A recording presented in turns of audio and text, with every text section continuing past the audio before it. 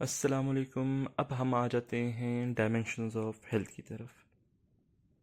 अब हेल्थ को जो है डिफरेंट डायमेंशंस में डिवाइड किया गया, जैसे कि physical, mental, spiritual, social, emotional, vocational और बाकी बहुत सारे। ठीक है, क्यों डिवाइड किया गया? बहुत अच्छा सवाल। एग्जांपल बताता हूँ। जैसे फॉर एग्जांपल ये हमारा लेमैन हो गया, ठीक है, और इसका दोस्त है कौन? मुन्ना। ठीक है, अगर लेमैन को हम कहेंगे कि को बताए, मुन्ने का मुआयना करे और बताए कि मुन्ने की हेल्थ कैसी है, क्या वो फिट है या नहीं है, तो वो क्या करेगा? वो यही देखेगा ना कि वो सही तरह उठ बैठ पा रहा है, ज़िंदगी की नॉर्मल एक्टिविटीज़ परफॉर्म कर पा रहा है, और उसकी सारी बॉडी के फंक्शंस, मतलब उसे कोई तकलीफ़ तो नहीं है, कोई बीमारी तो नहीं है, वो तो यही देखेगा। लेकिन बहुत सारे एस्पेक्ट को मिस कर देगा। जैसे मेंटल उसकी कंडीशन नहीं देखेगा, spiritual condition, social, emotional, vocational, इन सबको तो मिस कर दिया। ठीक है, फिजिकल भी प्रॉपर चेक नहीं करेगा। इस वजह से हेल्थ को डिफरेंट डायमेंशंस में डिवाइड किया गया है, ताकि हम एवरी एस्पेक्ट को देख सकें और प्रॉपर मुआयना कर सकें कि आया उसमें कोई बीमारी तो नहीं है, हर लिहाज से, फिज़िकल लिहाज से, mental, spiritual, social, emotional, vocational, इन लिहाज से कोई बीमारी तो नहीं है। सबसे पहले हम आ जाते हैं तो फिर फिज़िकल डायमेंशन में। अब फिज़िकल डायमेंशन में क्या कहता है कि इसमें चेक करना है कि फिज़िकली फ़िट है या नहीं है। जैसे कि अगर जो बंदा फिज़िकली फ़िट होगा, उसकी क्या क्या करेक्टरिस्टिक्स होंगी? उसकी गुड फिज़ीक होगी, गुड एपेटाइट होगी, जब खाना का टाइम होगा तो खाना खाएगा, जब फास्टिंग कंडीशन रिक्वायर होगी तो फास्ट प्रॉपरली कर पाएगा, गुड स्लीप होगी, ज़्यादा सोएगा भी नहीं और ज़्यादा जागेगा भी नहीं, ठीक है, नींद में कोई मुश्किल भी नहीं होगी। ठीक है, ये सारे हमारे पास physical functioning of the body में आ जाते हैं। इसमें अगर किसी बंदे की फिजिकल फंक्शनिंग सारी गुड है तो वो फिट है। लेकिन अगर फिजिकल फंक्शनिंग सही नहीं, जैसे कि अगर उसकी कॉम्प्लेक्शन सही नहीं, फिजिक सही नहीं, बहुत ही मोटा है, या खाना सही नहीं खा पा रहा, नींद के वक्त नींद नहीं आ रही, तो वो फिजिकली फिट नहीं हुआ। ठीक है, ये हो गया। उसके बाद हम आ जाते हैं मेंटल डायमेंशन में। मेंटल डायमेंशन में क्या होगा कि अगर एक बंदा फिट है तो वो बैलेंस में रहेगा। किसके साथ? अपने इन्वायरमेंट के साथ, अपने वर्ल्ड के साथ वो बैलेंस में होगा। जैसे जैसी कंडीशंस आएंगी वो अपने आप को उस तरह चेंज कर पाएगा। जैसे अगर कोई कैटेस्ट्रोफी हो जाती है, कोई डिज़ास्टर हो जाता है, तो उसमें इतनी होगी उसकी मेंटल कैपेबिलिटी अगर अच्छी है तो वो उसके मुताबिक अपने आप को चेंज कर पाएगा। जैसा इन्वायरमेंट उससे रिक्वायर करेगा वो वैसा बन के दिखाएगा और टैकल कर पाएगा किन चीज़ों को, डिफरेंट सर्कमस्टांसिस को, डिफरेंट, इसी तरह डिफरेंट सर्कमस्टांसिस को सही तरह से टैकल कर पाएगा और अपनी गुड लाइफ गुजार पाएगा। फिर मेंटल हेल्थ में क्या आ जाता है? जो मेंटली हेल्दी होगा वो हारमोनी में होगा, मतलब उसके गुड रिलेशंस होंगे किसके साथ? आसपास के लोगों के साथ।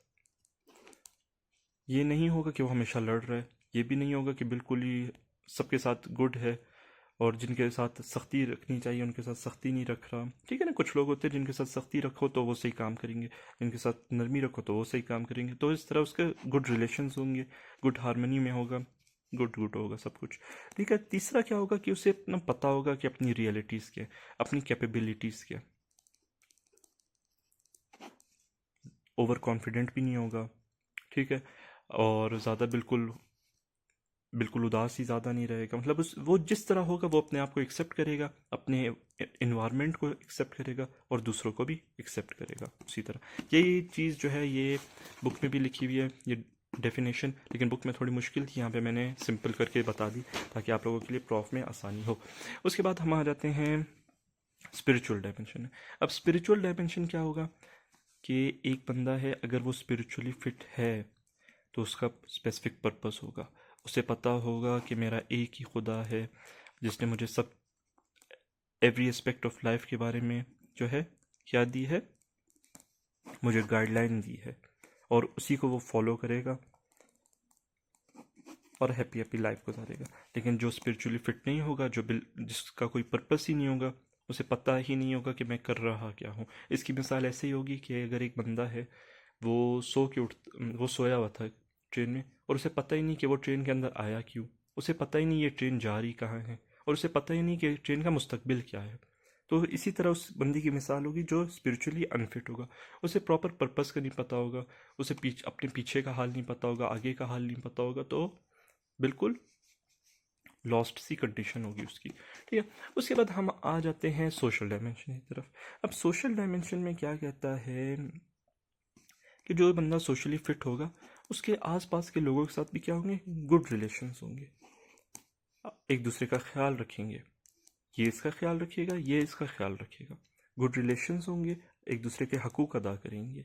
ठीक, एक दूसरे को जब मदद चाहिए होगी तो मदद करेंगे एक दूसरे की, और जब विक्ट्रीज़ को सेलिब्रेट करना होगा तो एक दूसरे के साथ विक्ट्रीज़ को सेलिब्रेट करेंगे।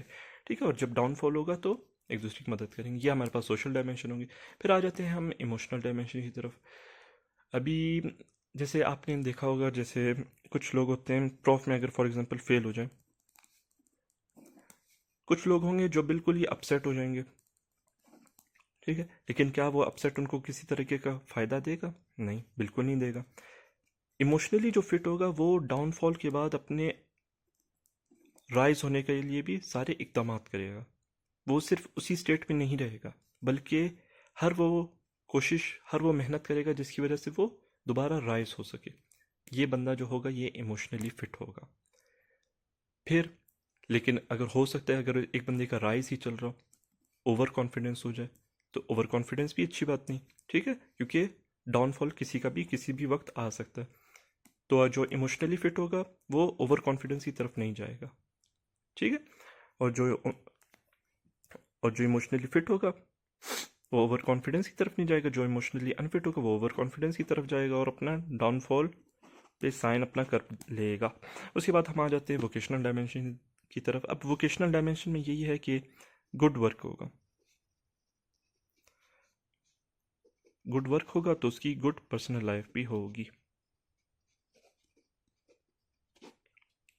क्योंकि अगर काम अच्छा है तो पर्सनल लाइफ भी अच्छी है, अगर पर्सनल लाइफ अच्छी है तो काम भी अच्छा होगा, और वो अपनी अर्निंग कर पा रहा होगा हेल्दी वे में। तो ये हमारे पास हो गए कुछ सिंपल से डायमेंशंस ऑफ हेल्थ। बुक में कुछ और भी लिखे हुए हैं लेकिन वो इतने ज़्यादा इंपॉर्टेंट नहीं है, सारे हमने आज कवर कर लिए। कल से इंशाल्लाह हम PQLI और आगे की तरफ चलेंगे। तो थैंक यू फॉर वॉचिंग, अल्लाह हाफिज़।